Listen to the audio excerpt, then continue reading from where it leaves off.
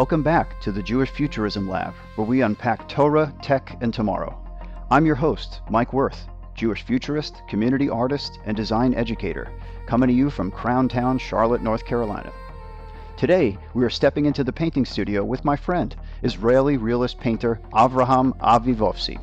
We get into his visionary artwork where he creates masterful classical Renaissance images, but starring the Jewish people. And we'll touch on his wild, new, and controversial Theodor Herzl project where he uses AI as a reference point. Let's get into it, y'all.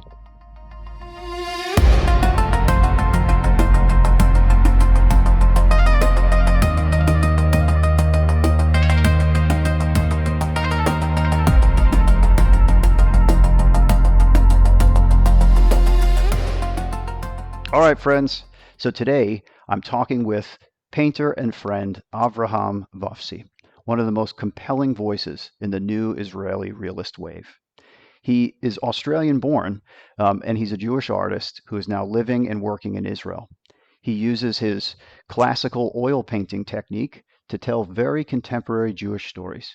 His work sits in this fascinating tension where Renaissance and pre-Raphaelite art from the 19th century aesthetics meet Israeli streets, weddings, grief, and everyday Jewish life.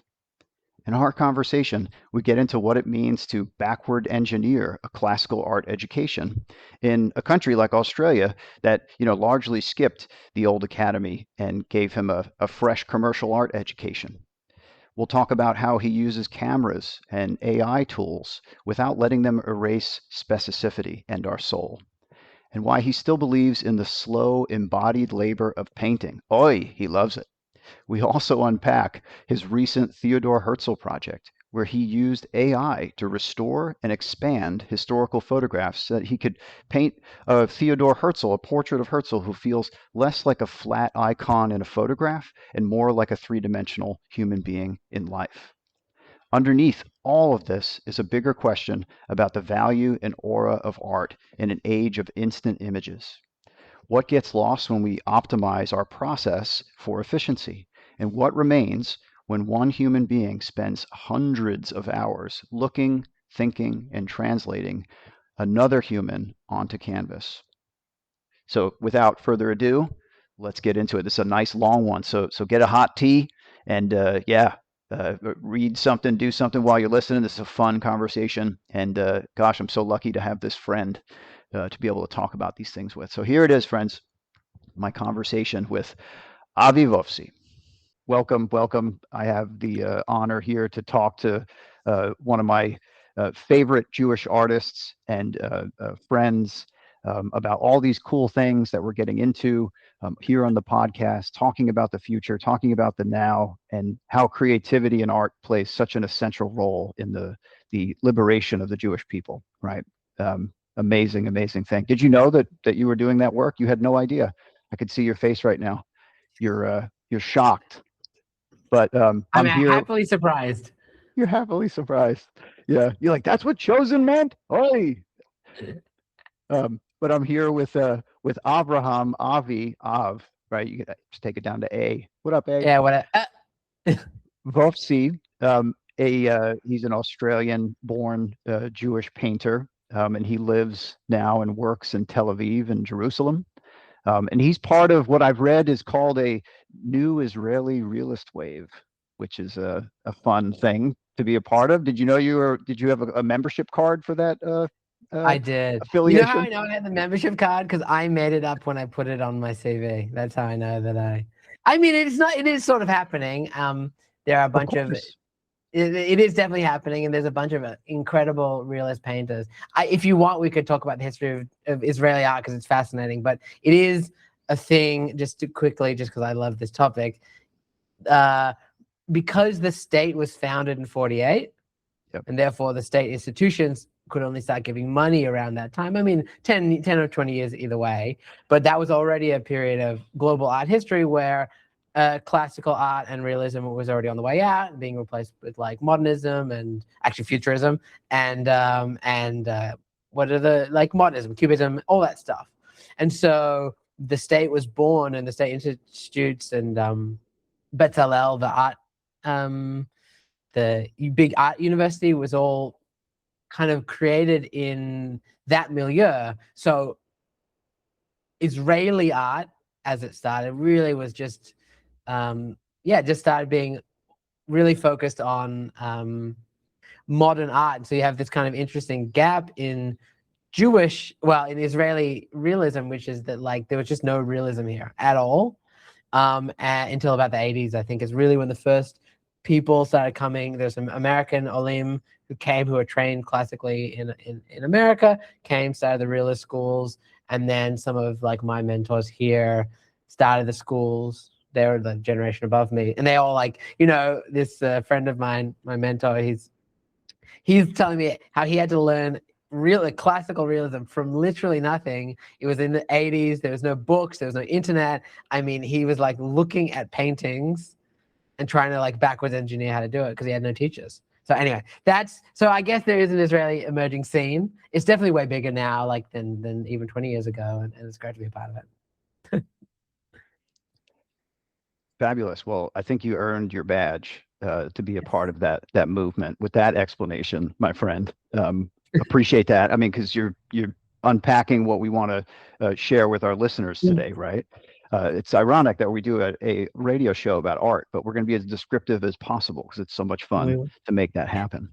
But you are classically trained. You're an oil painter, and you really kind of are specializing in mixing like narrative figuration and observational realism. You really like you do what I see as like a classical construction of a portrait, right? A lot of times in your portraits and even in your landscapes, the way you compose is like I could tell that like you've seen a lot of Renaissance artists, maybe even the pre-Raphaelites, right? Like if examples of modernists who use realism, right? Not in Israel, but in the era.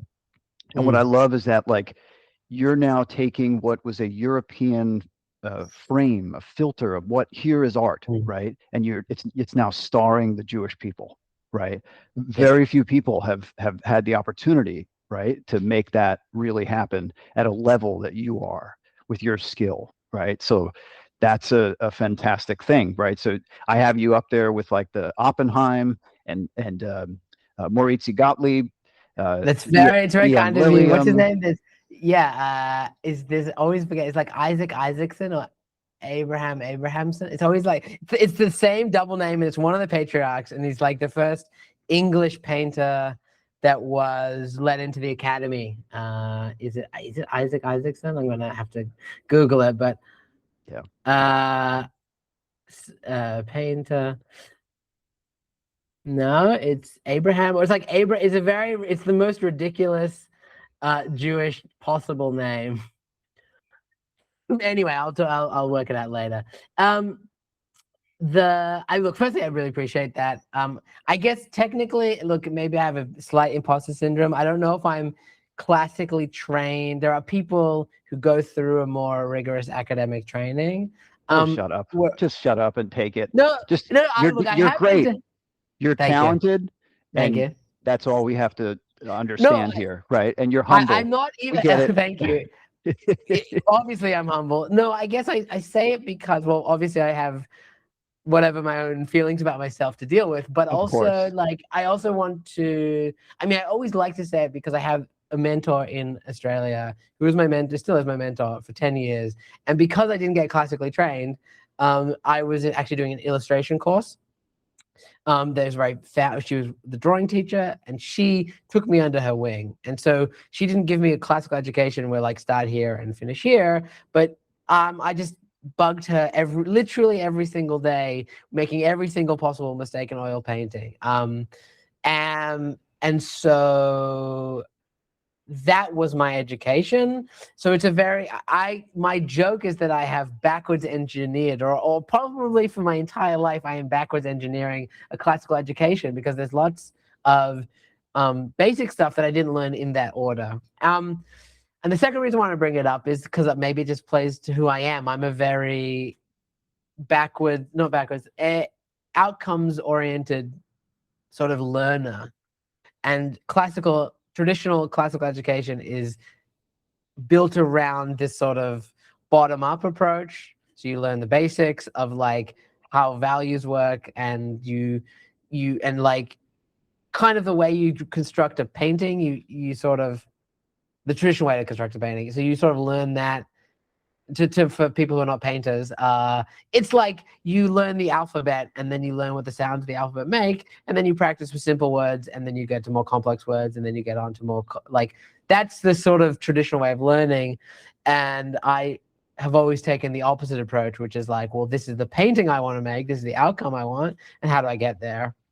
So those are some reasons. And I don't know what's more Jewish, but it my weird approach also feels like it's part of being a sort of outsider to the space, to classical space. So it also maybe plays into that. Also maybe not to put any shade on the people who are these classically trained, because I think they're all incredible artists, but it does, because of the training, it can kind of box you in a certain way aesthetically, because the techniques you learn guide you towards a certain outcome, because that's every artist in every field. So one advantage maybe I've had is because I am not boxed in by that. I'm boxed in my other prejudices, but the other prejudices are, like you said, narrative storytelling. I have a background in film, so I'm very narrative focused. And as I've gotten better, actually, I think I've learned how to tell stories through paint, if that makes sense, and less through kind of more literal narrative stuff. So again, I'm backwards engineering a classical education. I don't think by the time I'm 90, I'll be painting abstract art, but certainly as I learn more about the power of like what a brushstroke means, then I think I am able to like say more with that and less with the sort of more literal narrative. So, and again, all of this does play into then how I'm thinking about bringing the Jewish story and Jewish point of view into this classical framework, which is what you said, which a classical framework is by its nature very Christian, because that's those are the people who invented it, which is fine, but it does have a different like there's definitely a tension I feel, which is between the sort of what's the word, abstract nature of Jewish thought, which leads to all these really interesting outcomes, and the literal nature of Christian thought through these traditions, and how that plays out in classical art. For sure. And I was saying earlier that you put the Jewish people as the front and center in this aesthetic, and to me Yeah. that's very meaningful, because historically, if you look at the art history of that, we've been exoticized, right? We've been made a foreigner, and we've been given almost branded decoration on ourselves, right, in fashion and as well as in art. But we're not even through your bio yet, okay? And this is how brilliant you are and how amazing this discussion is going to be, because you're like, I'm not anything, Mike. I'm just a guy, I'm just this Just a Aussie guy. who made Aliyah, and has this wonderful new fiance, and just somehow figured out one day sitting at the breakfast table how to paint like Renaissance master. So big sound. Hang on a second here. So we're gonna humble you here and talk about your actual accolades, Sure. right? Because you've been exhibited in major Australian and Jewish institutions, Yes. museums, including Archibald Prize recognition, right? For those of you who don't know, it's extreme. Archibald is extremely, and there's a fun Jewish story to tell about it too, which is why I want to share it. But for those who don't know, the Archibald Prize is like the most. It's not the biggest dollar amount, so there are some more quote unquote prestigious prizes in Australia, but it's the biggest in terms of like everyone knows it. It's very popular even among non-art people, because the Archibald is a portrait competition. You have to paint a notable Australian. So often you get celebrities, which are fine. So you get celebrities, you get football people, you get news personalities, you get people in the art world. So it has a very broad appeal, which is a crazy thing that like Australian culture is. People love like the footy, which is what we call Australian rules football, which is like there's a lot of drinking and fighting around that culture. And then also the same people actually kind of get invested in this ridiculous, like quote unquote high end very prestigious art prize. It's a funny mix, which I enjoy. But anyway, the painting I got in and I was exhibited in, which is a huge honor, was a Australian Jewish comedian who I knew my whole life, or I knew of him on TV my whole life. He's a ridiculous person. He's very cool. He's very much, if you don't know him, his name is John Safran. He's imagine someone between a mix between Louis Theroux and Sacha Baron Cohen. So he's more ridiculous than Louis Theroux. But he doesn't really do characters like Sacha Baron Cohen, but it is that same thing of really exposing kind of the weirdness of human life, and there's a Jewish quality to it, which I love. And so I painted him in Payas as both David and Goliath. So he's sitting on top of his own dead body, and I tried to do it very traditional, and it was a very great experience. And I'll never forget when I went to there's a big fancy thing for all the artists right before they open it. They announced the grand winner, and I was talking to one of the judges, and he said, well, as soon as he saw it as John Safran, I knew that we were going to have it in, because that's great. We just had to check the Hebrew that you wrote on the bottom of the frame, because I'd written a passage from the Torah, which was from the David and Goliath story. And he says, we just had to check and make sure it didn't say something like kill all the Palestinians. And I was like, what is happening? Like, I was just like, it was so, because obviously this like kind of weird anti-Semitic or just really weird prejudice sort of thing happens to me. And I just looked at him and I was like, obviously I'm Jewish. So I was like, well, that's a really funny idea. I'll do that next time. Because what else are you going to say to that? Like, what are you going to say to that? Anyway.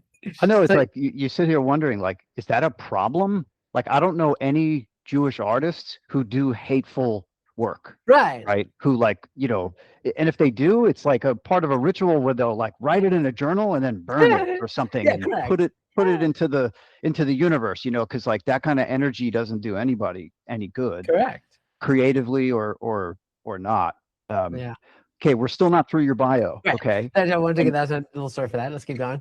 So besides being in museums, right, on TV, okay, and then you might see him painting live at your bendo or your bat duda's wedding, right? Your cousin's wedding, and he's doing amazing work live.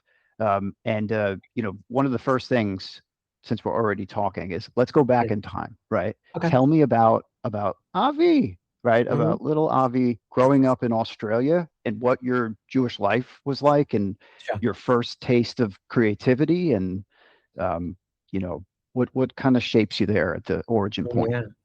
Sure.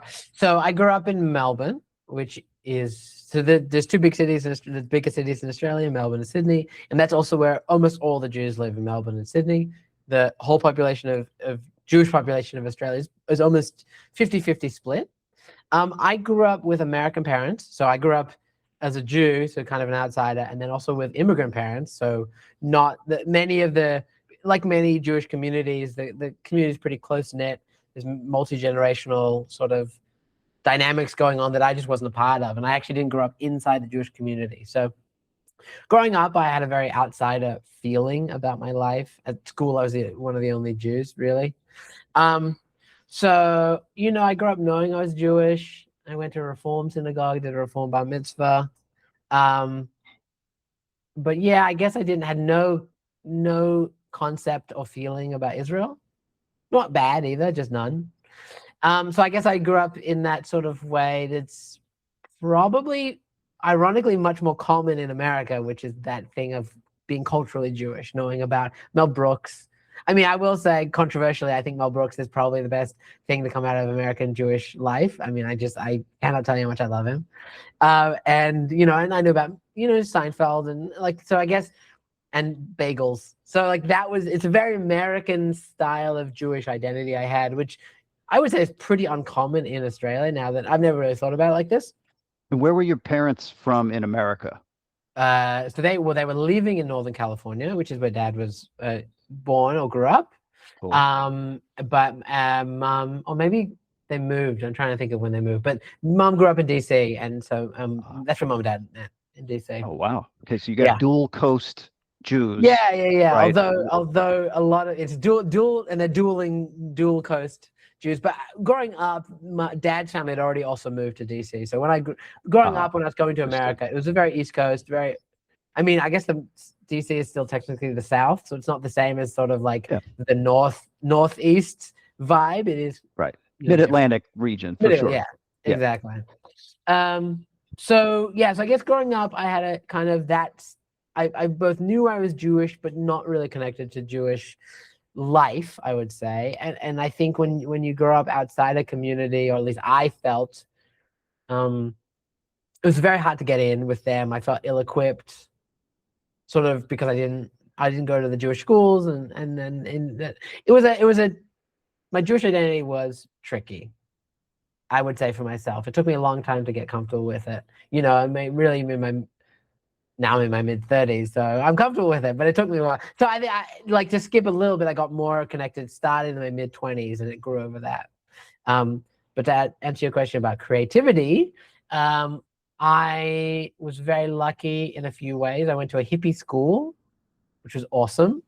I mean, it was still school at the end of the day, so I still struggled in some ways, but there was a lot of artistic freedom. Especially during high school, I was able to so I should say first,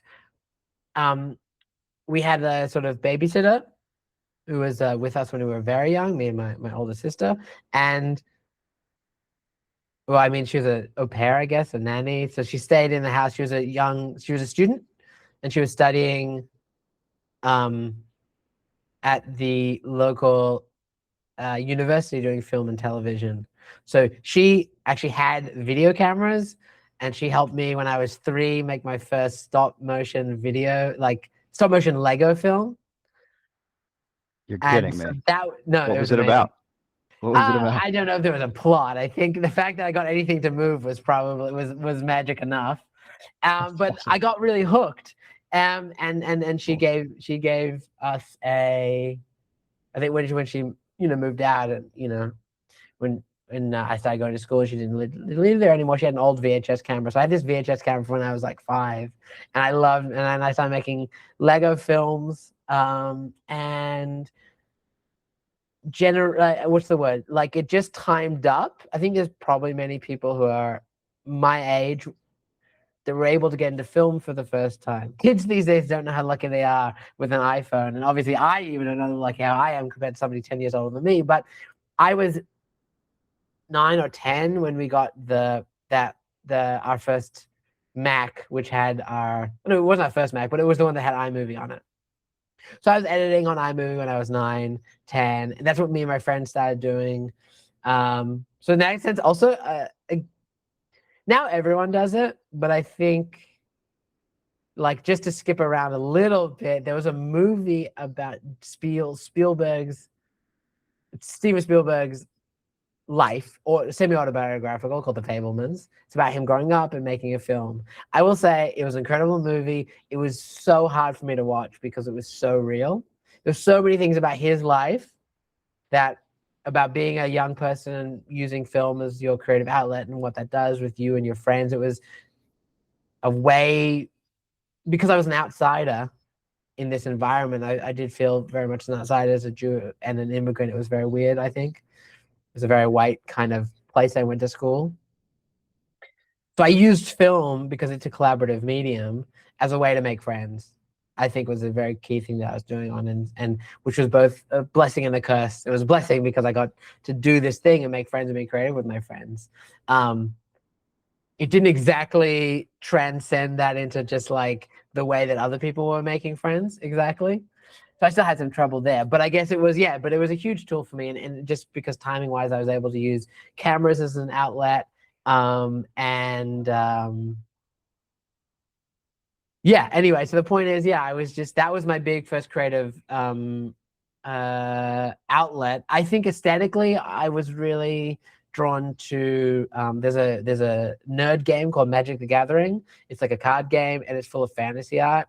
And now that I'm older, I can understand that fantasy art, the tradition of fantasy art, is essentially classical art with elves or dragons. But it's the same tradition. It's just Correct, sir. and all the Yes. and that and so I think I also started learning that when I was very young. I started playing that when I was 5 or 6. I got my first cards even before Pokemon cards, Oh, where the art was. I mean, it's funny if I'd done Pokemon cards first, maybe I would have been into anime. But because I got Magic maybe. cards first, I was into fantasy art. Imagine you It's doing kawaii versions of your of her, like your same art, but like but cute Kawaii. anime. Yeah, Honestly, could be amazing. Could be amazing. I mean, really, I'm not going to say no. So that was one influence. So I think there's wow, that influence, and then I did go. There's a really good art gallery in Melbourne, and I went there very often. I think my parents would have taken me, and then at school, and so which the art gallery in Melbourne is full of classical art. So I think my early artistic stuff was things with cameras, so photography and a lot of film, a lot of video, and then so like therefore a lot of movies, these fantasy art, and then fantasy art and the National Gallery in Victoria. And I think so retroactively, I can see that was where my mind was, but I didn't have a very quickly, when you're young and you get put into categories. And I think by the time I was 6 or 7, I was already the kid who couldn't draw, was how I thought about myself. But I could use cameras. And so I did a lot of photo art and a lot of stuff like that. And it wasn't really until I went to university where at 23, so many, many years later, that I started picking up like life drawing and actually sitting down and learning how to draw. And so there you go. That's my, and also ironically, that's also when I started getting back into Judaism. So, or like trying to work out how to connect with it for myself in these like mid-20s. So it's all very mixed up together. My art practice and my art journey is very much mixed up with my Jewish journey for us all, I guess. indeed. Yes, I would say that's definitely true. Man, that's fantastic. And I similarly, Mm. I'm a little older than you, Yeah. so I'm in my I guess late 40s now. Mhm. So uh, I grew up with the Mobius and 80s fantasy stuff, heavy metal Oh yeah. magazine, and Mobius is so good, by the way. And wow. yeah, Yeah. right, Oh my God. the one of the greats. Yeah. One thing you said earlier is that like you managed to kind of hack your classical education Yeah. going this illustration route, which like I could tell you're kind of feeling like, well, I should be pure to the method, Yeah. but at Yeah. the Yeah. same time, like this is so much easier, and I should just and it's like that's such a like 19th and 20th century thought, like in For sure. terms of artists and artistry, like how art changed, right? So like the thing that like now that you're admitting this to me, I can Yeah. really see that you would have been, had you maybe been in a different space, you might have been really a very successful commercial artist or like a comic book artist, Mm. and Interesting. Yeah. because you learned in a tradition, I bet you probably learned the Loomis method, like the face that has the cross with the the Yeah. in the ears For and the sure. placement.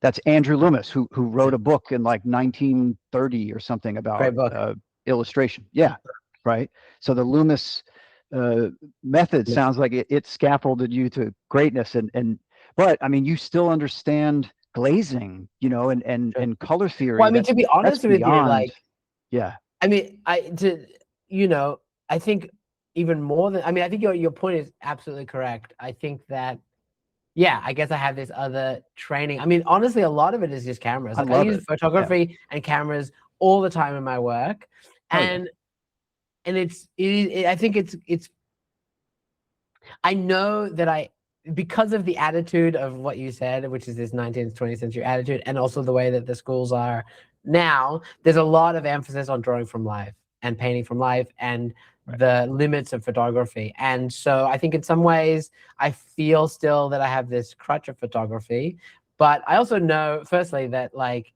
it is what it is, and it helped me. Like I think it shot me ahead. Like I even said at the start, it shot me ahead in the areas that I was interested in. Like I don't know if I would have. I'm not the person that sits and does spherical um studies of like drawing balls, right? I'm just not that person. And so because of that, Oh I needed the thing that kept me interested, and therefore the thing that helped me practice was finished results. And so if I could just hack getting a good drawing by using a photograph, I did, and I still do. Like, it's not, and so I think, again, that's why I'm backward engineering this classical education, because like I do really enjoy painting from life. And even what I noticed, you know, there's a mindset which is that like your crutches, you don't want to be controlled by your crutches, which I think is fair, actually, you know. And I'm, even when I'm teaching people and I talk about using a camera, I'm very I always try to make sure I tell people about like how cameras work, how lenses work, what's the difference between the camera lens and your eye, what the color information is doing. Because like the real problem is to use photos and not know what the photo is doing to the image and being unaware of it, and then unconsciously putting that bias into your painting if you don't want it. I think that's the real, like, if we're just going to be, and also that like there's lots of ways in which like you supplement your using a photo with your knowledge from what things are like in real life. So I think that's, and so I think for me, yeah, it was using video and camera, like cameras a lot, helped just speed me through the process of cranking out work that was subpar in a way that kept me interested. And so yeah, it was, I think it was this combination of I'm interested in classical method, but I at the time didn't feel that I had the, you know, I'm like, I mean, maybe I could have, my life would be different if I had like spent 2 or 3 years doing this classical education. I mean, what it is, but because I didn't have this, I did this other thing, right? Which is this, again, like because illustration is very outcomes focused because it's very commercial. Maybe that's also why I was very outcome focused as well. So I'm like, well, I just want to make stuff. I want it to be finished, you know. The best thing I learned, just as a quick thing, the best thing you learn by being outcomes focused is, well, two things. One, you need to iterate to get good at things.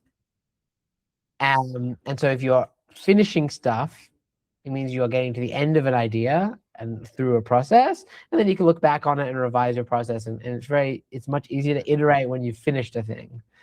And I also got really good at the art of finishing, which is basically the hardest thing there is to do as any artist in any art form. So because I was outcomes focused and I was like, I just need to make bad paintings. So that was, I think, the thing that I practiced. I mean, my first, after I finished university, and I got hooked on oil paint right at the end. So I didn't really do much oil painting in university. But in the first 3 years of after university, I painted 30 oil portraits a year. So I painted 90 in my first 3 years. Like Holy full shit. portraits with people, and I used the camera a bunch because I was like, I'm practicing all of the things and that require, and that was just kind of my way to speed through. So that was the sort of, yeah, that's kind of, again, yeah, where some of that training comes from, or some of that attitude. No, I I love forgot that. what the question was. We left that an hour No, ago. no, it's wonderful. You took it to a great place, you know, and I think too, like, you know, we can touch on this. I've got another question, but we can touch on this a Right. little bit later on. You know, I sense in you a little tension that Yeah. like you feel like when as you're saying this, you should be proud because you did good work, but I could tell you might feel a little guilty, like you kind of cheated some Yeah. laddered staircase. But my question to you then is like, Yeah. why does that laddered staircase matter versus your outcome? Because at the end of the day, if two people put paintings on the wall Yeah. and one person climbed the mountain one, you know, rock at a Sure. time, but then the other person used their brain and was able to like find and Yeah. strategically maneuver and got to the mountain also, who cares?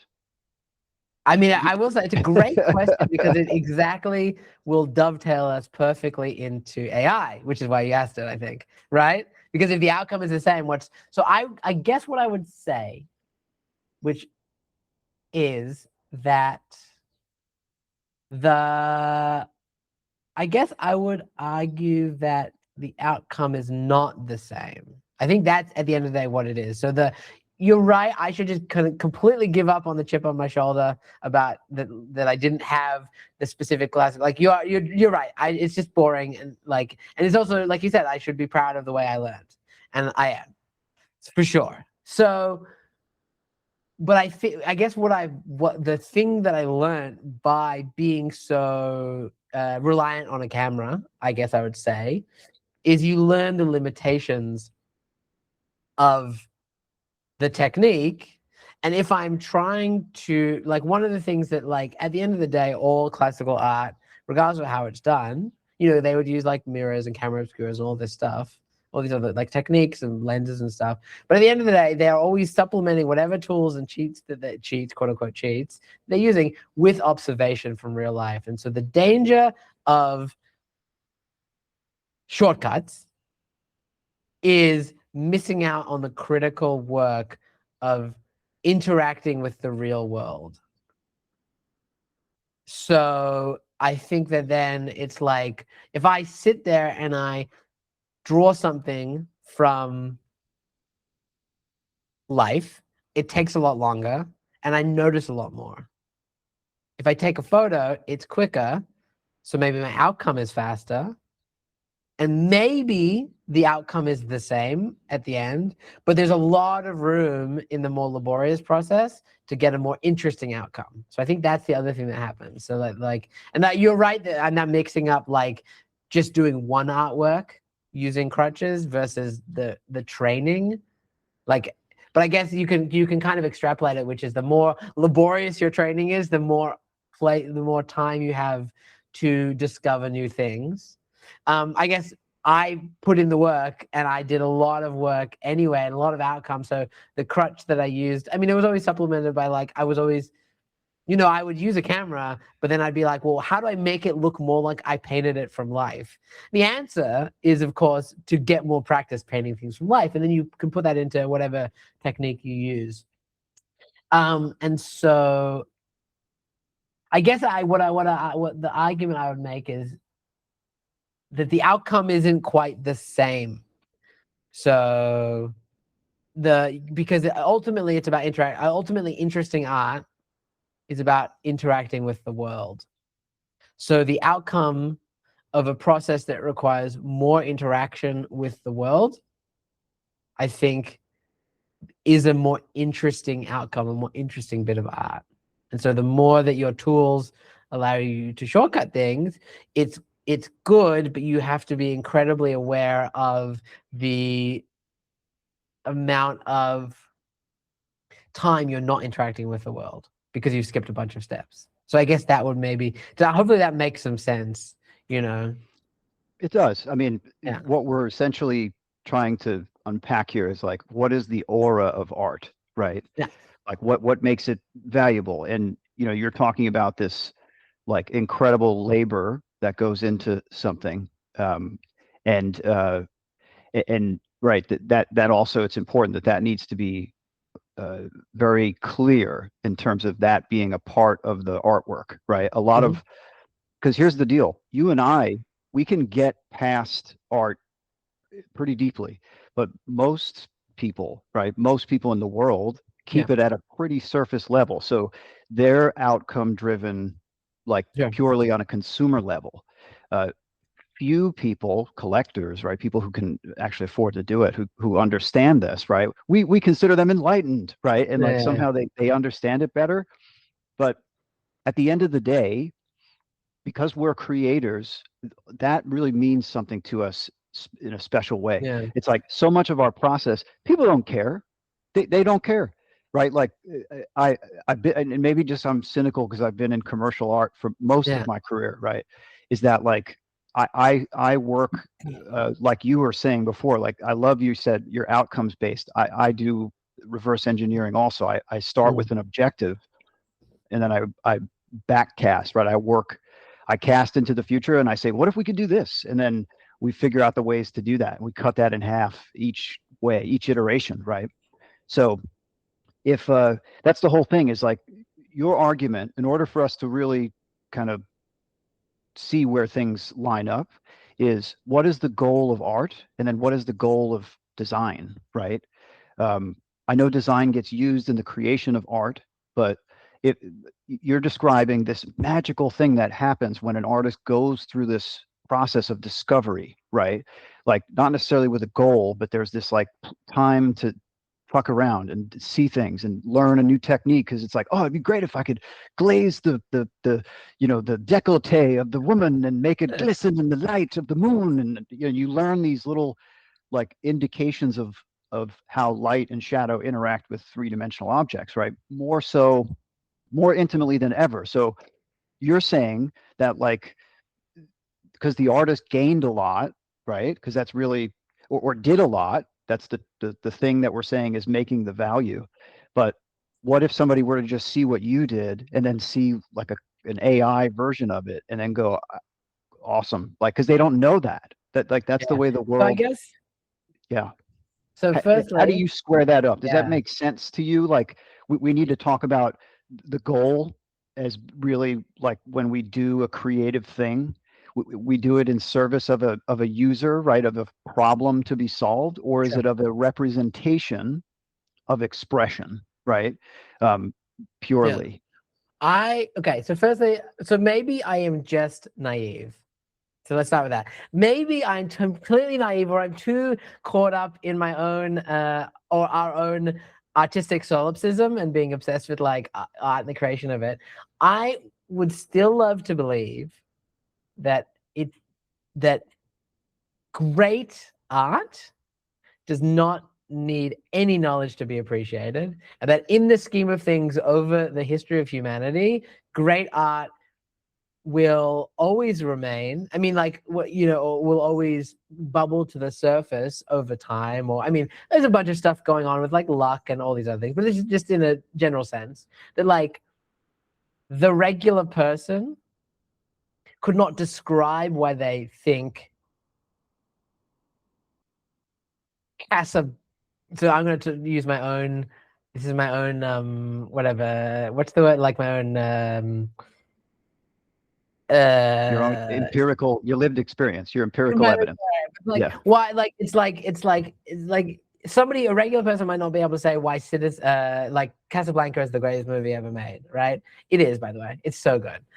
But versus like I don't mean, like some like Iron Man 3, for example. And I'm not even saying Iron Man 3 is particularly bad, but in the scheme of great art, like it's a different thing. So somebody who likes Iron Man 3 and likes Casablanca might not be able to describe why one moves them in a certain way or lasts a long time. But I do think that there is a reason, I guess is what I'm trying to say. So, if you're scrolling, and before I explain what I think it is, if you're scrolling, I do think obviously there's this whole thing with like content and scrolling TikTok or Instagram, and stuff goes by fast. And in that context, it would be very hard to make a difference, right? And also, if we're talking about like if you have to compare my work to an AI work, you're probably looking at it on a photo. You're looking at it through layers of abstraction. So you're looking at like let's say you look at my painting on your phone. What you're actually looking at is a photo of my painting that's been compressed, and then put through the AI servers and served to you. And then you look right after it, you're looking at AI image that looks the same to you. And yeah, in that situation, maybe it'd be much harder to tell the difference. So that's fair. But the reason I think that good art will last over art that is made with less effort, um, I imagine a graph, again, perfect for a podcast. Imagine a graph, everyone. It's with on the axis of the graph, on the horizontal axis is time that it took to make something. And on the vertical axis is time that you can engage with it. That's a way of saying interest. How interesting is something, right? And the interesting I'm using is like time. It's like, well, something that you can look at for 1 minute is more interesting than something you can like be looking at for 1 second. Something you can look at for 10 minutes or an hour or a year. It's more. I'm just saying that's more interesting. So I think that there's basically a line that's a diagonal. So the more time, effort, like human manpower or human power is put into a thing, the more goes in, the more comes out. I think that's a very simple equation for me. I think you can sort of cheat it, which is like Picasso draws a sketch in 5 seconds, but he was an artist for 70 years before he could do that. So there are some various ways to cheat my crazy algorithm here, which is that like if you put more time into something, there's more you can get out of it. And I think it probably just comes down to the fact that like humans are interested in humans. So you talked about what's the aura of art, what's the value of art. I don't think it's intrinsically the work that is put in. I think that it's not actually the work for work's sake. It's that what is the work of making art? It's thinking, it's human time thinking, noticing, trying stuff with their hands, physicality of like, like iterating on stuff. It's like, it's just brain work, and often to be honest, it's not just brain work, it's heart, it's soul, it's emotional work. So like I think the point of art as opposed to design is art is about conveying is about connecting a human to another human. It's about conveying, it's like me saying I have this thought and experience that moves me in some way, and I can essentially, if it's good art, create a telepathic bridge to your brain and your heart to have a similar experience, or I wouldn't say the same experience, but an experience that's like the same because it's reflected in your own heart. So that's the point of art for me, is a human to human connection. So on the one hand, use any tool you can to get that outcome, for sure. There's no limits on the tools because the outcome is the point. But the argument I'm making is that especially labor-intensive tools create a stronger and more interesting outcome. I always think that like another really broad movie example is I think about Lord of the Rings. Because of my age, it was a movie that made a huge impact on me. I was like 11 when the first one came out. And also the DVD box sets would like change my life because it was the most comprehensive film school ever released, was the DVD box sets for Lord of the Rings. And everyone who knows about them will know this experience. So those movies took, I mean, production took 7 years. If you count from basically when they started pre-production, probably if you include script, it's 10 years, right? So it's 10 years to make a movie. Or maybe make 3 movies, but really, let's just say, it's a more interesting movie than the movie that took 2 years to make. It just is. Because there was more time to make more interesting decisions, to make more powerful, to have more emotional thoughts, to have more interesting ways of putting out those emotional thoughts.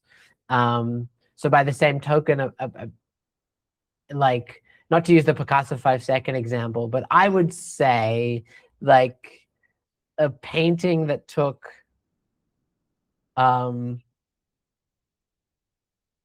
a year to make, it's probably going to have more to investigate in it and more emotional work in it than a painting that took a day to make.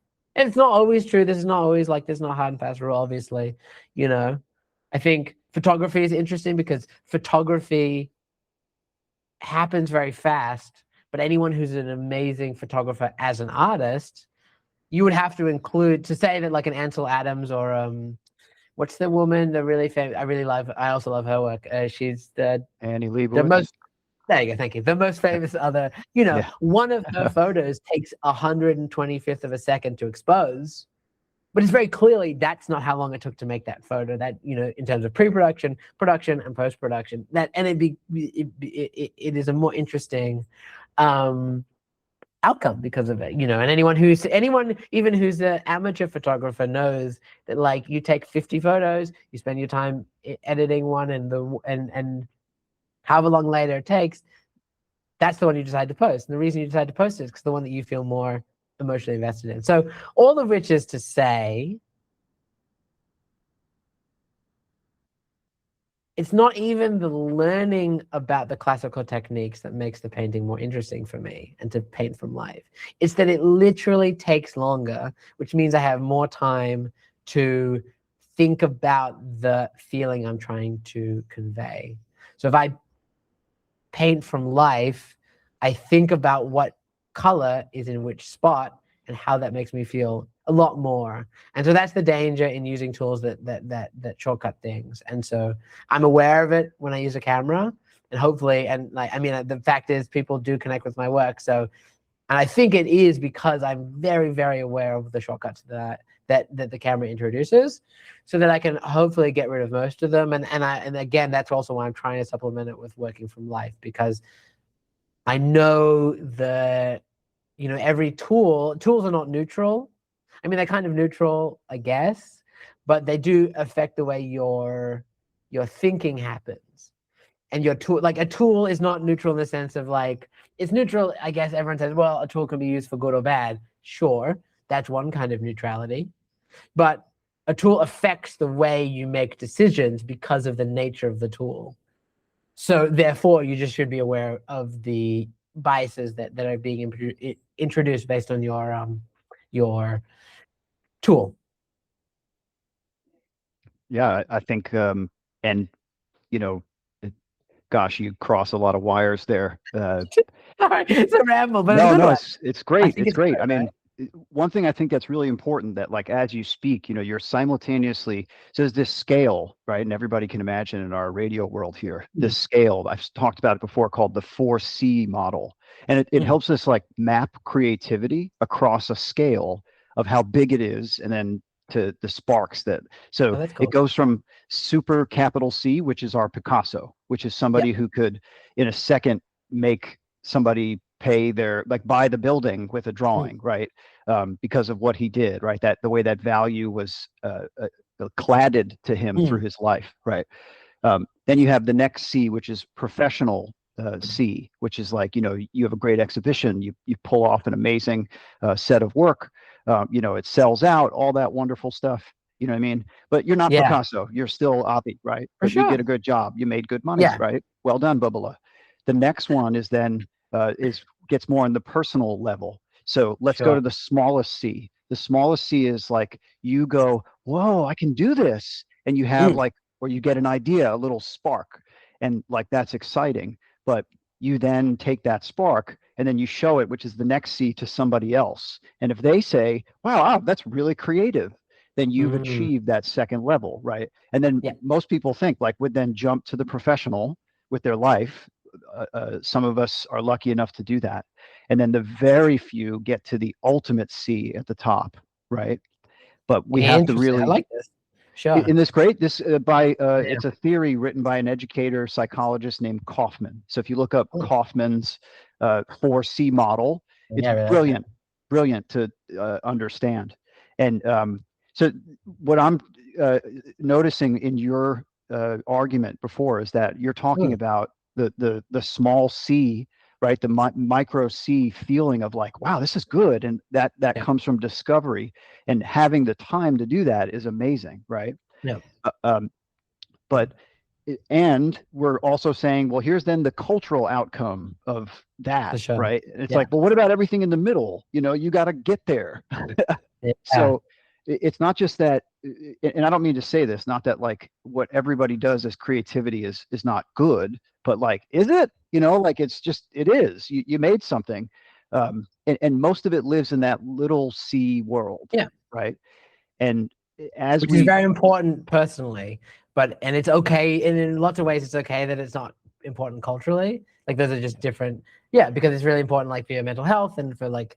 I mean, I think everyone is intrinsically humans are intrinsically creative. So, yes, if we want to get to AI, we do. I just want to make yeah, one yeah, point please, though, because this helps us understand AI really well, great, right? Is that when we talk about good art and in that capital C, yeah, right, we're talking about the art we've been exposed to again and again and again as being good art, right? And like you said, that usually comes from a Euro Christian basis, right? Through the canon of art history. Okay. So when you're and I love the piece you mm. did about Kerem Shalom, right? Oh, Uh, thanks, that connects to Christina's World by Wyeth, yeah, and I thought, oh, Bubala, here you are doing pastiche, right? Pasticcio, right? Like just making a reference to something else as a way to like etherealize and elevate the work Mhm. that you're doing. So my point Interesting, here, though, is that we have to be realistic, right? We have to be realistic because we're talking about literacy of visuals, and um, I know humans know realism and things, right? But we've been taught what good art is because people have opinions about art. Crappy art, in your and my opinion, can be brilliant and life changing to an entire culture, right? But we would consider it primitive or sad or weak, right?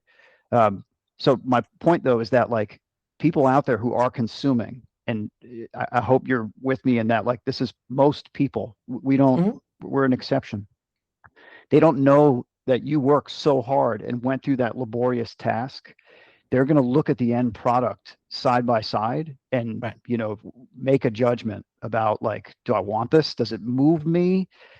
Before they ever care about the things that we're giving it as value. So my goal in life is to like use this C model and AI, and we can transition here to understand what the hell makes something a hit and creatively a hit, right? That like it transcends professionalism into like just legend status, right? Interesting. And if we're now in this world where the human is now being fundamentally challenged, like more so than the camera did to painters, right?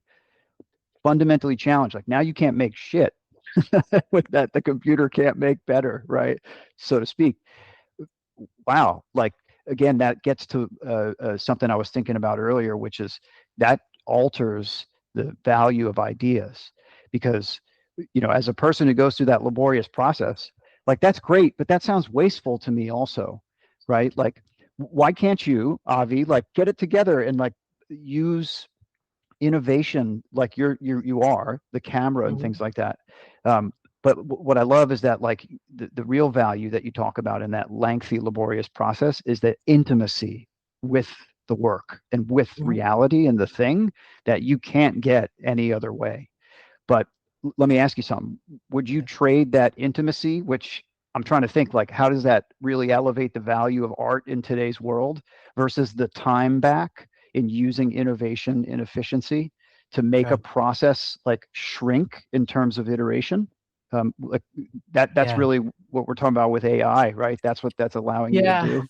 I mean, I'm very skeptical that AI is replacing many things. I mean, I know that it's a lot of people getting fired, so I'm not saying that's not happening. But in terms of like human Right. creativity, I haven't yet seen AI replace human creativity in any way, meaningful or otherwise.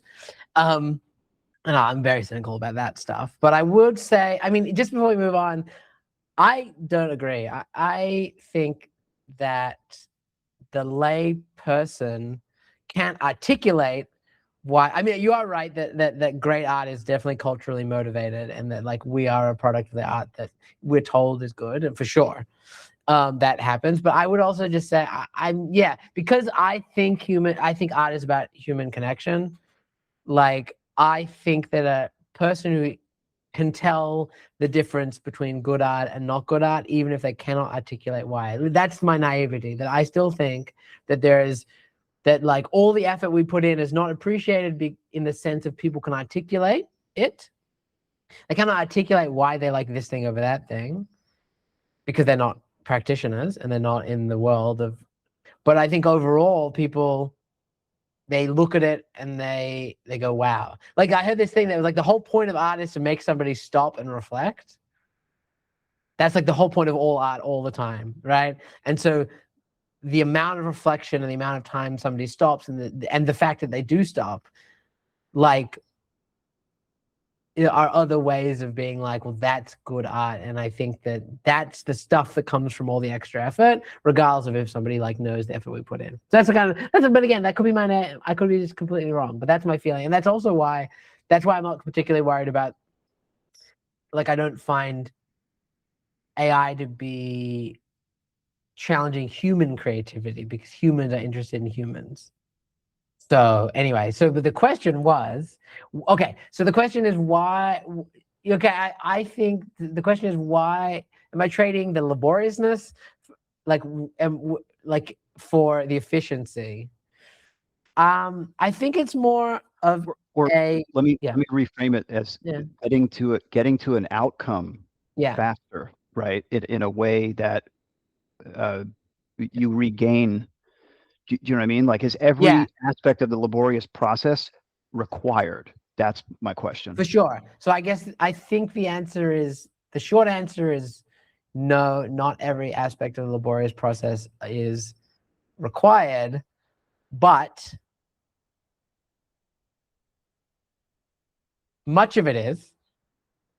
And you have no idea of knowing which is the part that is required until it's too late often. And I think that's even the danger of AI. So just to use some concrete stuff. So for example, I shortcut the drawing process using the camera, but I also know that there's some stuff I'm losing by not drawing from life that would just be different. It just would be a different outcome, and it's why I want to get like more practice drawing from life, because it's an interesting process. It's like at the end of the day, I guess, just to use representational art, because it's what I do. People think representational art is like, oh, just draw what you see. They don't say like, oh, and it's easy. They're like, well, that's the hardest possible thing. Why is it hard? Because you are taking a fundamentally 3D experience. Well, it's not even 3D. That's actually wrong, because it's more than 3D. Because your experience involves, it's four, right? Is your over time, your head moves, you have a feeling on your skin, you make thoughts based on what you see and hear. And you're transposing that to a fundamentally two-dimensional or less dimensional experience, which is a painting, right? In my case, in order to do that, you have to abstract a lot. And the difference, you could say, between a good painting and a not good painting, or a good, successful realistic painting and a not successful realistic painting, is the ability to abstract the three-dimensional experience onto a 2D surface and keep the experience the same. Like, just to be very clear, it's like, what's the experience of sitting next to a life model? Is you're sitting next to a person that's alive and has thoughts and feelings and emotions. So therefore, transposing that to a 2D surface, you look at a painting and you think, I'm sitting next to a person who has thoughts and feelings and, is alive. Or at the very least, like, and I think this is, again, I'm in it too much. This is not most people's experience, but when I am moved by a portrait, like a Rembrandt, for example, who's the GOAT, I'm also moved because I'm looking at the experience of somebody looking. So I'm inside their head and I'm moved because I'm looking at them looking. It's such an intimate experience for me. So those are the trade-offs. The problem with trade-offs is that you often don't know what the real trade-off is. So by not spending time drawing, I'm having, for example, or as much time drawing, there's less of a feeling of that intimacy of looking, maybe could be a thing. And like another one that I'm really, really careful with AI, the way I use AI. I hate the word AI. Machine learning, LLM algorithms. There's no there's no intelligence. So we shouldn't use the word, it's just marketing. Okay. I'm very cynical. It's just marketing. So, but there's no other word to use it. LLMs. When I use Gemini and ChatGPT or whatever to do, I'm very careful, for example, in not letting, I never use it to mock up something, to do a composition for me. I've done it once and I immediately hated it. The reason I hated it is because the composition and arranging elements is a laborious process that involves moving things around. And it's too easy to say, make me a composition that looks like this. And what you've done by doing that, what's the trade-off? Let's not say that it's too easy. Let's just say, neutrally, what's the trade-off? The trade-off is it has a lot of biases in the way that it does composition. A lot. Because it's trained on all the art, even all the art in the world, but it's trained on every image ever created. A lot of it is like from social media. Like, if you know, also the way that it thinks, I read this one thing, that everything by AI is center aligned. Because of the way that it constructs prompts, it just puts the most important thing in the center, because that's how it knows it's on the right thing, which is not how an artist thinks, because the center, as every artist knows, is the least interesting part of the painting. So you have to for example, and what I noticed is when the couple of times I use it for composition, I couldn't get it out of my head. So what happened was, it indelibly affected my creative process at a very critical early stage, that then couldn't be untangled from the entire project. And it soured the experience for me. So I guess each person might be different. Some people might not care as much about the composition, but I think most people who create 2D art, and I mean, your art lives in a box, and your composition is like the structural foundation of the painting. So that for me was a very early red flag of like, you know, like maybe I could use it to iterate verbally, not verbally, but like with words, because I'm not in the realm of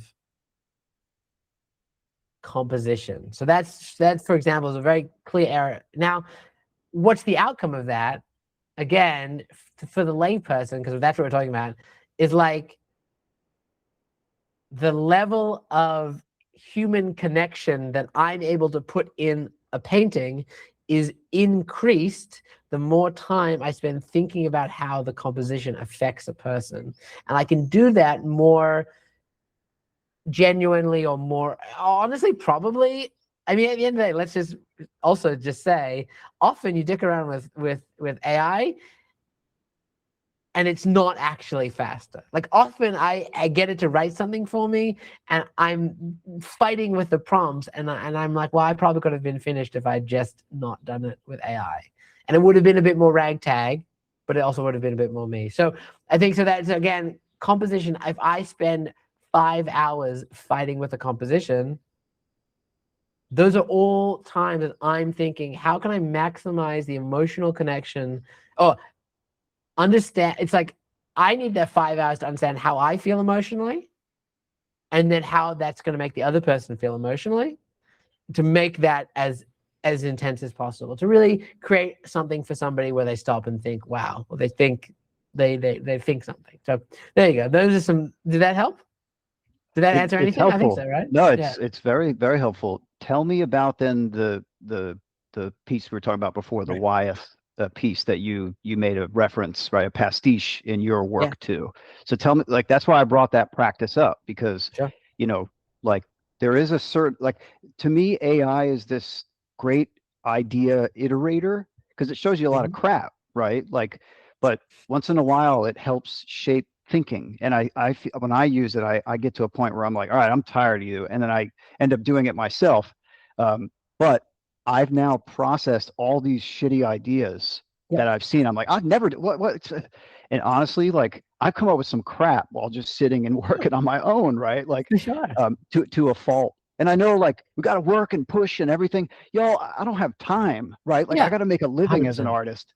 So, the thing I want to know, right? Like, Yeah. how then, because you've now sampled Wyatt's composition, right? Yeah.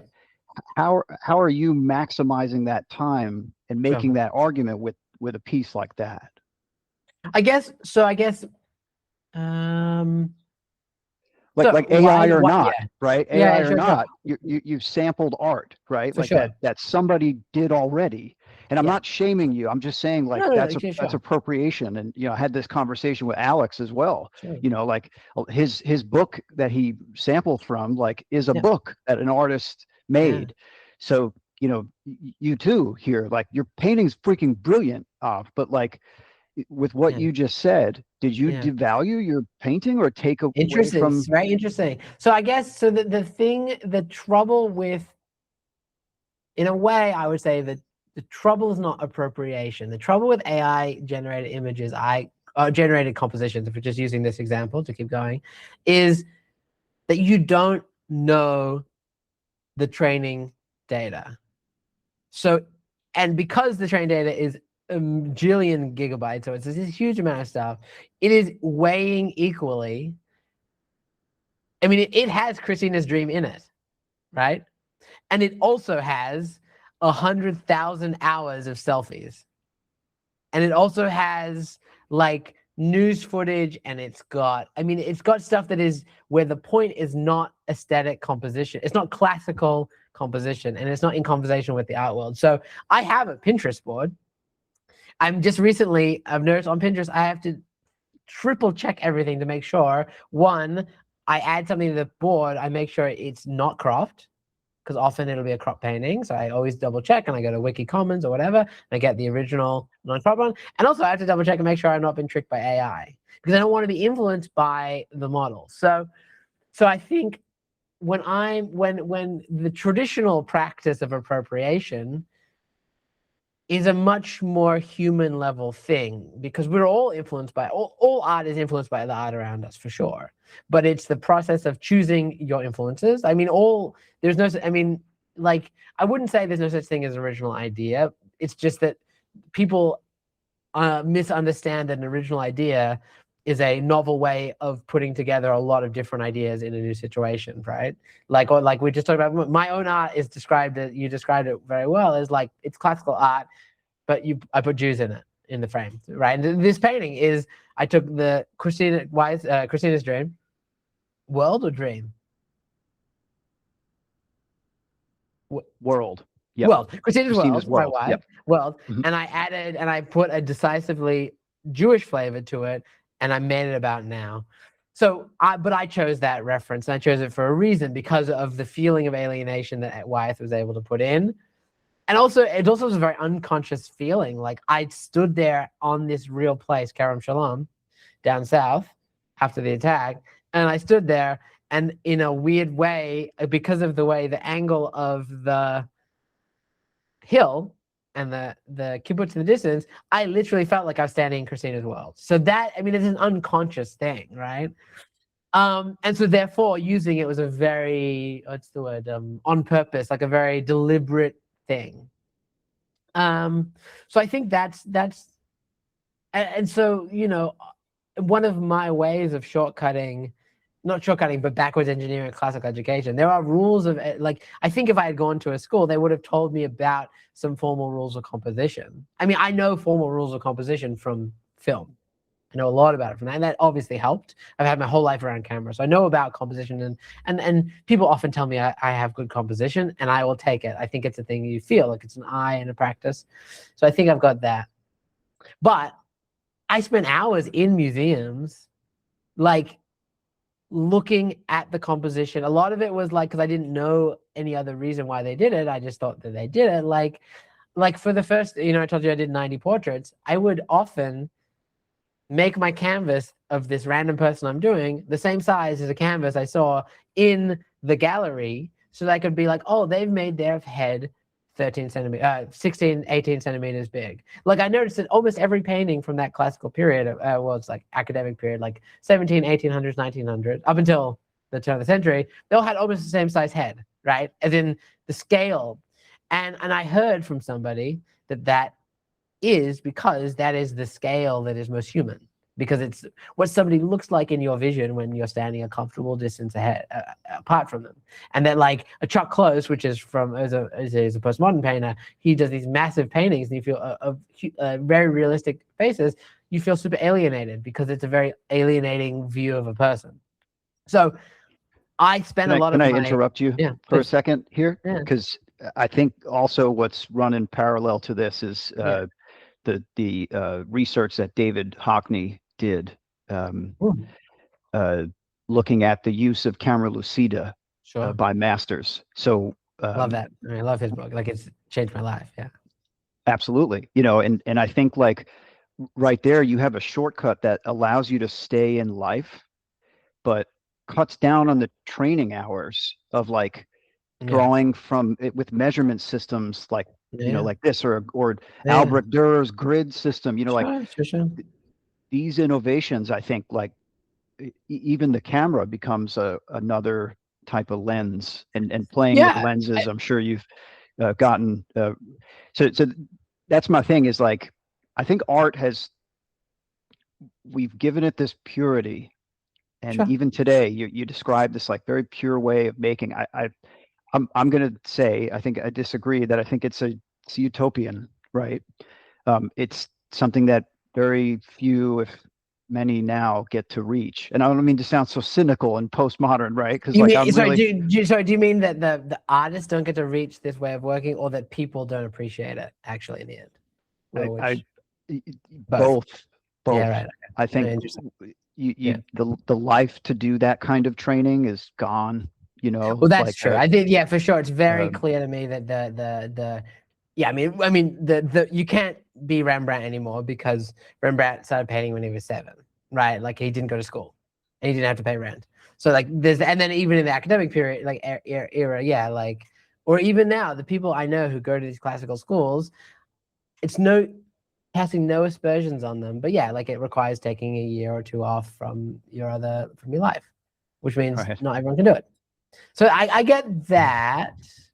Could we shift I to guess, talking yeah, about please, let's do it. Herzl, or do you Yeah, want to sure. make No, another no, point? no, let's keep going because yeah, Because I feel like you could maybe explain some of these things with the way you worked to make. sure. So take us through that process of, you know, the need that you had. All right, because I heard you say on your Instagram post that, Herzl's dead and I can't call him up. Yeah, And you needed a way to like build your reference pool, right? yeah, Um, it- just walk sure. us through that, and yeah, no judgment. Just Yeah, let for us sure. know So what you. Yeah.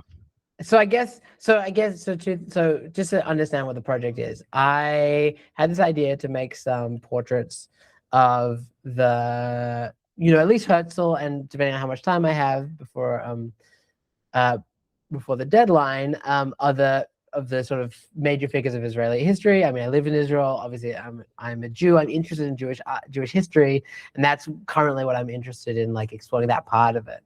And so, one of the issues I've always had with doing work about historical people is, this might sound ridiculous because we've just spent literally an hour talking about using photos all the time, but I have never, I did it once and immediately hated the experience, which is like right when I started, which was somebody paid me to make a painting of a photo that they liked of their wife. And I hated the experience, and I now understand why I hated the experience, because when somebody gives you a photo, or not even gives you a photo, when somebody knows the photo that you're using, the artwork becomes just a comparison between the photo and the painting, and maybe your photo is better, maybe the painting's better, hopefully, but like whatever. But it's this weird comparison game.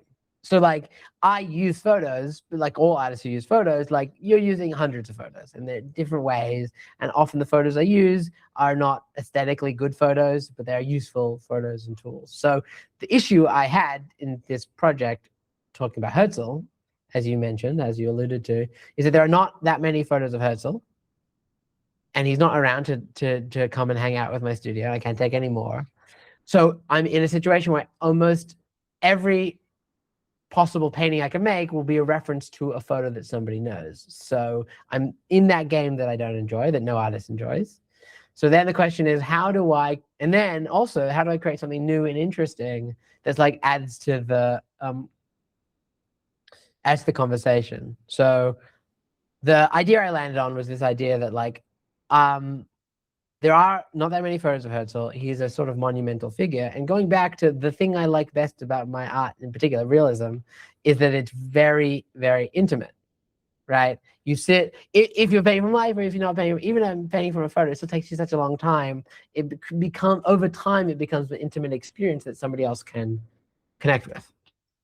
And so my feeling is I'm going to take these figures that are by nature of the fact of how history works, removed and larger than human scale. And my hope is that by creating something that's in my style, which is realism at a human scale, it will create a very intimate connection with somebody, with these people, which I think will be a very interesting experience for people, and I think illuminating, because these people were people just like us.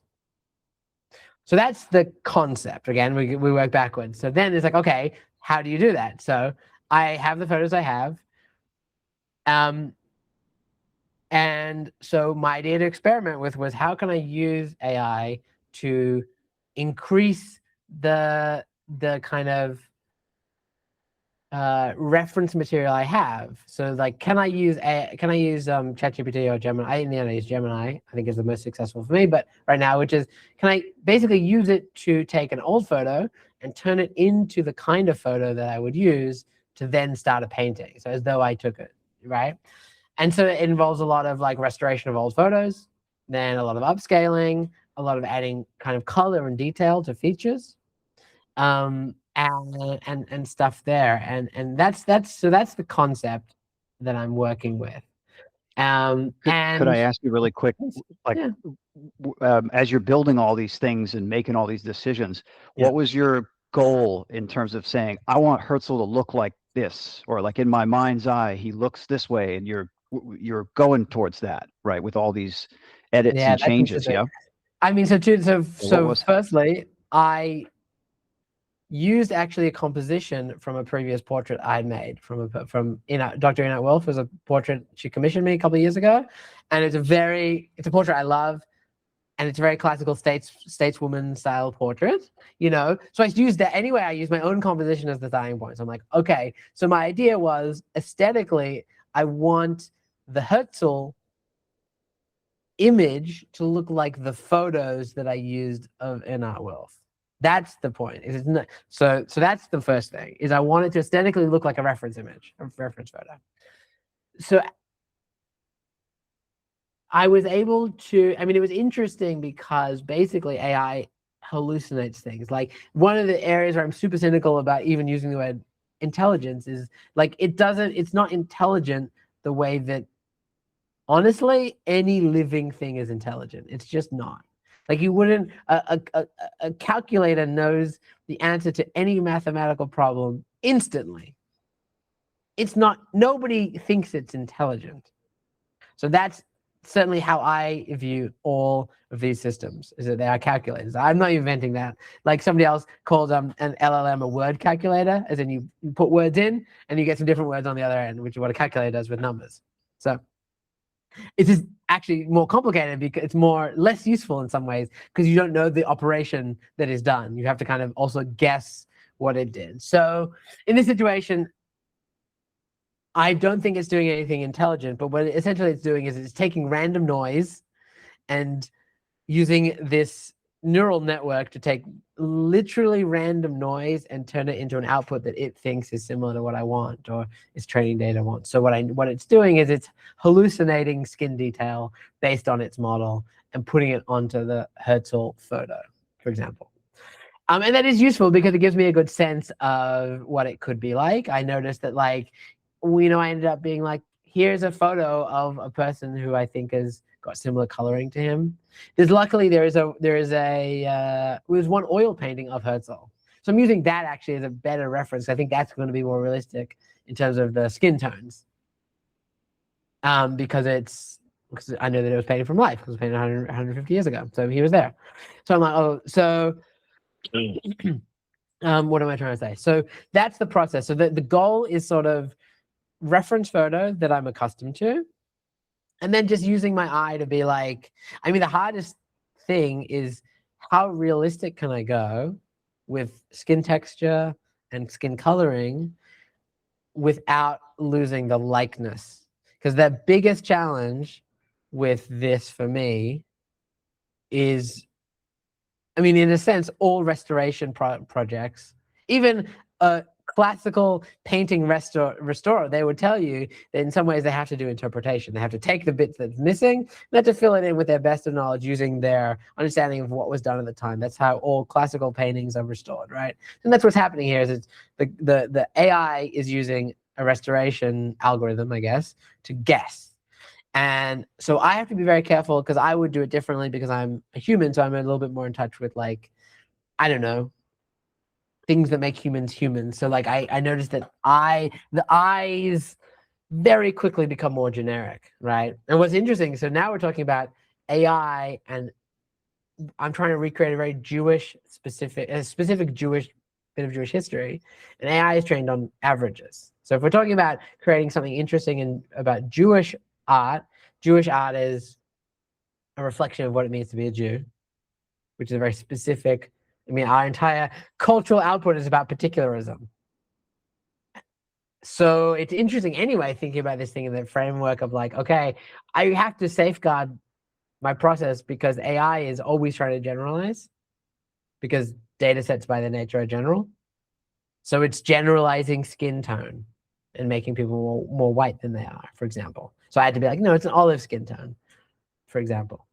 It's generalizing features a little bit. So I have to, like, be very careful about the way that it sort of, it takes these specific people, and if you see like most AI generated people have a sameness to them, and it's a sort of average quality to them. So you have to work against that.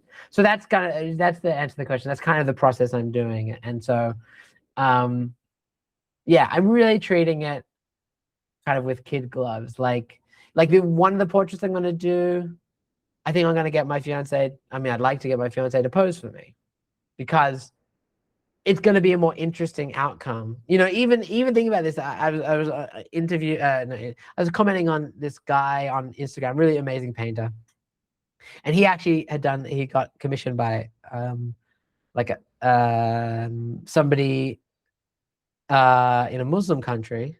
I just don't know which one. I'm not trying to be coy. I just forget. I don't want to say the wrong one. To paint a portrait of a sheikh, like a really important figure. And there's only like one photo, and it's from the 1800s. And he made a point. Because the post was about somebody stealing his work and making a copy of his copy, what he talked about was the process that he used to recreate that. And one of the things he said is he didn't use AI. So he probably went to the place, he was there, and he did his own modeling and sketches. He probably models with somebody wearing the same stuff. Like, a lot of it was the more laborious version of it. And if you look, it's a pretty darn good like outcome. And I don't think that an AI can actually do it like that. Like, I noticed that very quickly things become average. So if I had the time, again, okay, so there you go. Now we go back to the commercial thing. If I felt I had the time, I would hire somebody and hire the costumes. And I would just have it. And it was just more fun for me as an outcome. It's way more fun to do that than to like fight with prompts. So I guess that's a bit of a ramble, because it's an economic thing, which is like, if we all had time to do the thing we want, we would do things differently. And I guess it's a shame that economics is connected to AI connected to art, because yeah, there's always a challenge, which is like, can you make great art under the current pressure of pumping stuff out fast? It's also why Marvel movies, I would say, are not they're good. I'm not saying they're bad. I don't particularly like them, but they're also economically just a whole different scale to like Lord of the Rings, which is why Lord of the Rings is good, and these ones will probably not stand the test of time, because it was just a different economic model. So, which meant there was more time. So anyway, yeah, maybe I'm cynical now too.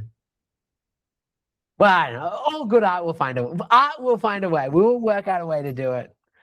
But we have to Yeah, fight. and no doubt the Herzl piece is going to be awesome. And I think it's amazing that you're using the artistic process to discover what's working for you and what's not, right? Like, Yeah. I'm not going to sit here and tell you like, you know, oh, this is because I only know what works for me, and the Yeah. stuff I've tested in the classroom with my students. I'm constantly Yeah. working with my students about like ways to, and I make sure to say, like, the goal here isn't to be the fastest, right? Like, by doing these things to be the fastest, it's Mm. to it's to be system smart, right? It's to like understand your process Yeah. and like see ways you can make it better, right? Like, if there are parts of the process that are terribly laborious, right? And you don't Yeah. have that old wise soul to say, I'm going to trudge through this butter until it's cream, Yeah. like a type of thing.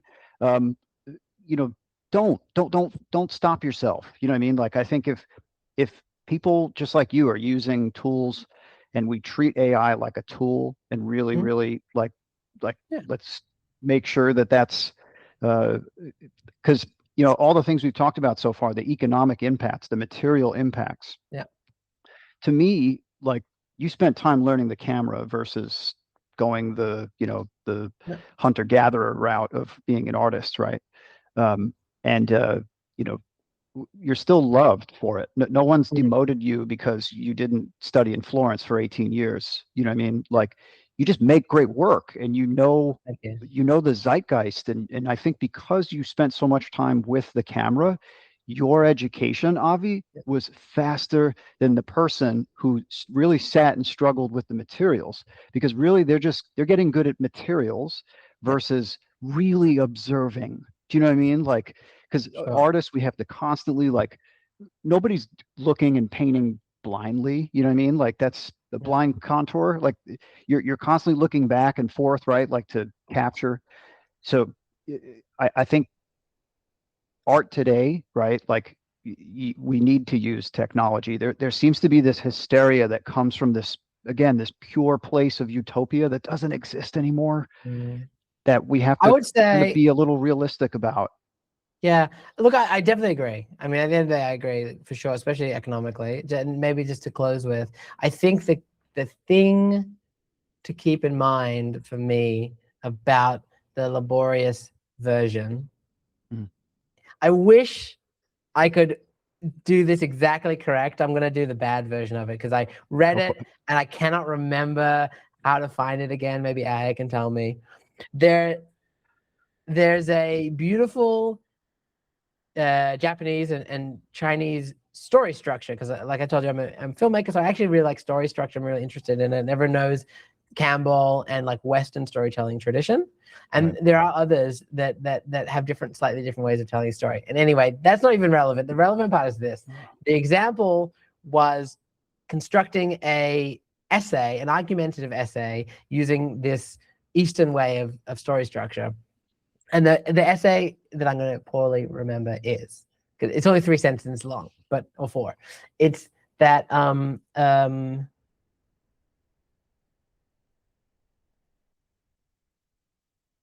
it's something like 30 years ago or 50 years ago in Japan, there were no highways, and it took a lot longer to get from place to place. People walked a lot more. Mm. Okay, that's the first stanza. The second is um, photocopying means that you can make error-free copies of something instantly. Okay? And the third stanza is that when you get to place A to place B without walking, you don't get a chance to look at the beautiful nature. So, you know what?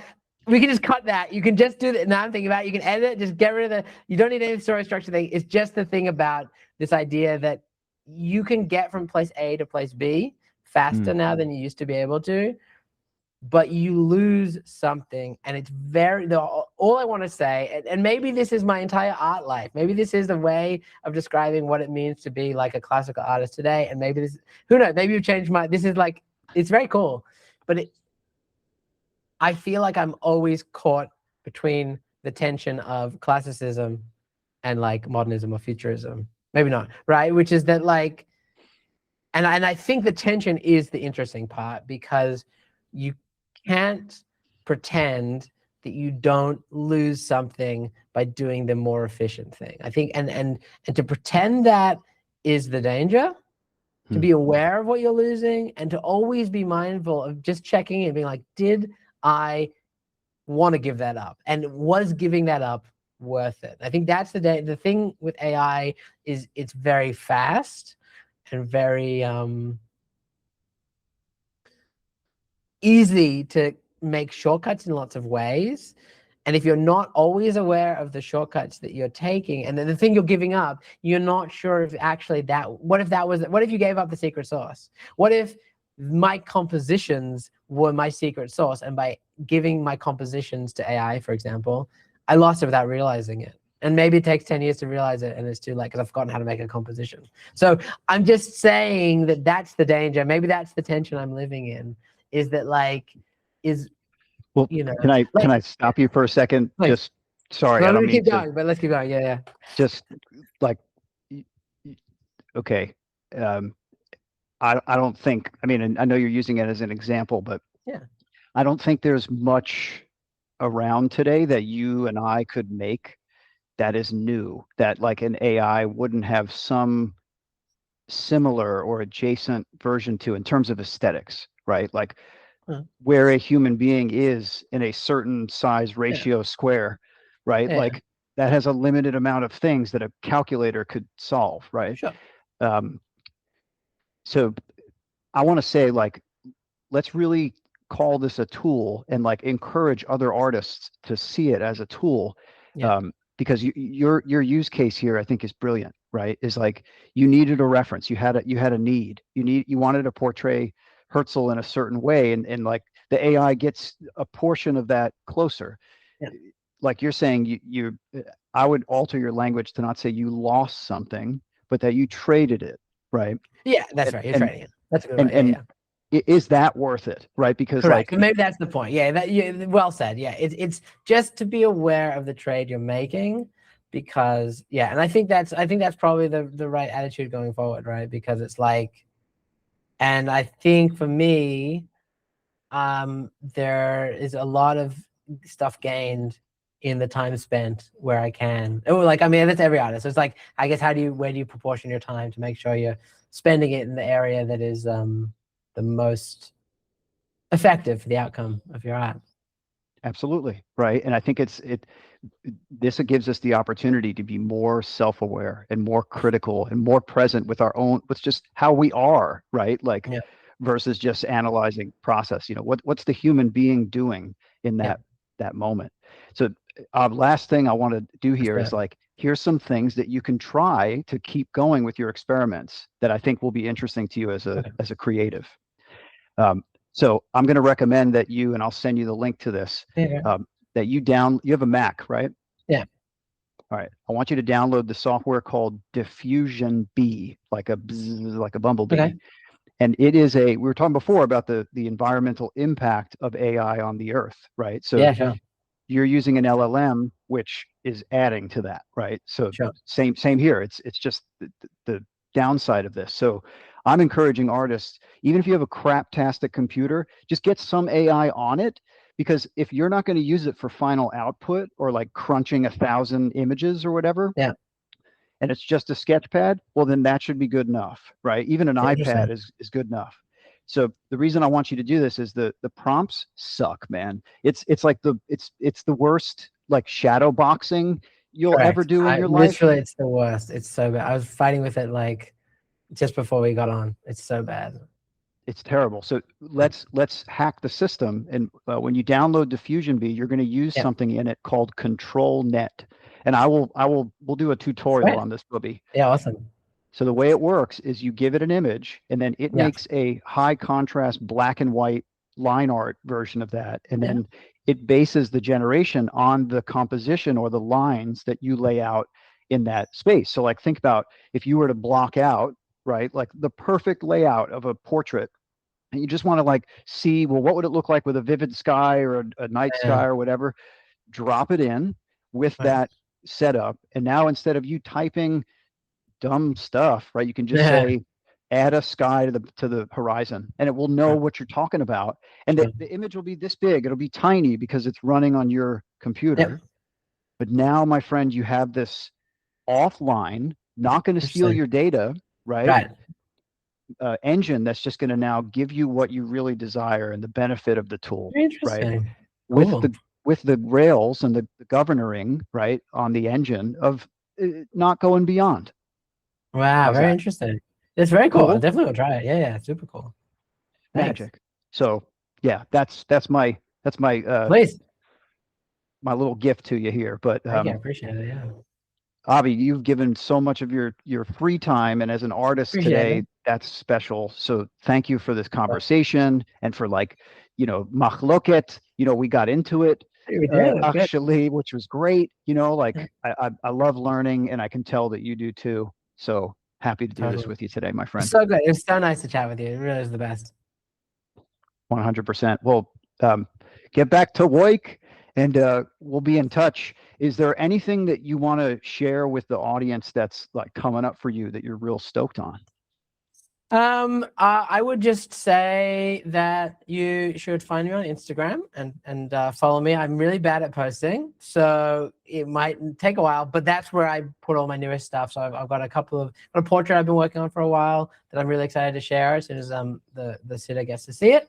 And then of course the Herzl project and all the other ones that I'll be doing after that will be coming out there. So yeah, I mean, just stay updated on my Instagram and we'll see if I ever post there. But that's where I'd post. Yes, and Okay. Avi is a real artist that you should hire for real, right? It's For true. real money. It's true. For real money. Yes. If you want somebody to paint at your wedding or your daughter's wedding or your son's wedding, it's very fun. I love doing it. Talking about getting out there and being around real people, it's super fun to paint at these events. I love it. Jewish Do you ever joy. get whisked away into the horror, like while you're like at Absolutely. yeah. I do. And then I feel really guilty. I'm like, I'm on the clock. I got to get back to it. So, I know. yeah. Oh, that's hilarious.